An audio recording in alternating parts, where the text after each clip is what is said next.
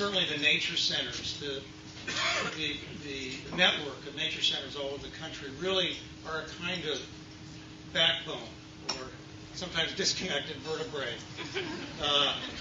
of something that is emerging. If future generations do not have this personal connection to nature, where will future stewards of the earth come from? The studies show that almost to a person, conservationists had some kind of transcendent experience in nature when they were kids. How can we close that window? I think it's the human child in nature, because if kids aren't going out now and bonding with nature, who in the world will care about the spotted owl or any other endangered species? Mind, which is the largest healthcare charity in the UK, just recently came out with a report saying we cannot keep going down the road only of pharmaceuticals. We have to look at nature therapy. And they're beginning to take that very seriously. We also have to take that seriously. In cognition in our schools, the studies show that kids with just a nature classroom outside of school, the test scores go up, science scores go up. That's one of the reasons we really do need a Leave No Child Inside movement. Clearly, the new studies, the decade of studies that have emerged show attention deficit disorder. The symptoms get much better with just a little bit of contact with nature. The attention span lengthens. Stress goes down. I've learned over time, over the last couple of years, that it doesn't matter what somebody's politics or religion is. They always want to tell me about the treehouse they had when they were kids, or that special place in nature to which they went, that place in the woods or a beach, along a stream, to which they still go in their heart, even if it was torn down long ago. They want to tell me about that. I gave congressional testimony a few months ago. 6 congressmen were there. I'm told that's a good turnout for a committee. After the testimony, all these guys wanted to talk about was their special place in nature when they were kids and how it touched them and how they remembered.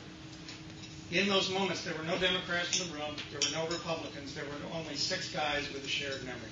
And they could not stand the idea of that ending. People feel this deeply.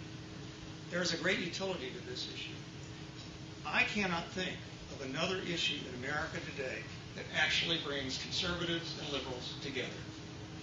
I cannot think of another issue today that once you get people who don't agree on very much to the same table to talk about this, they will begin to talk about education in a different way. They will begin to talk about the future of developments, residential developments, in a different way. It has great usefulness. One of the reasons I think this issue has caught on is because America has become desperate for something to agree on. And this touches us deeply. We cannot be the last generation. Many of you are baby boomers. I'm a baby boomer. Could it be that we may be the last generation that has the memory of a time when it was not only expected but normal for kids to go out and play in the woods? How can we leave this earth and take that with us? Because of that, everything in the next 40 years must change. We'll need new kinds of agriculture, already beginning. We'll need new kinds of energy, already beginning. We need new kinds of urban design and architecture, already beginning. New kinds of cities, because everything must change. My profession, which has created a lot of the fear in this society that makes parents keep their kids indoors. My profession has also been one of the instigators of what I consider a cultural depression that we've been in for about a decade. We're coming out of it. We're coming out of it. We're coming out of it because everything must change. The lieutenant governor introduced me recently. Before we went on, she was saying, "Rich, do you think things will ever be as good as they used to be?" I said, when I spoke, the lieutenant governor asked me an interesting question, but I think it's the wrong question. The right question is, how can we make things better than they ever were?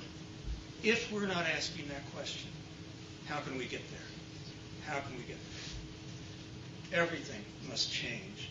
We may be entering the most creative time, certainly in our time, possibly in human history, because everything must change. And you've been doing that for a long time.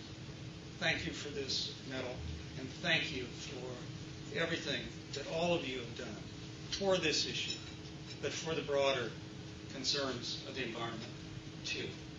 Thank you for changing things.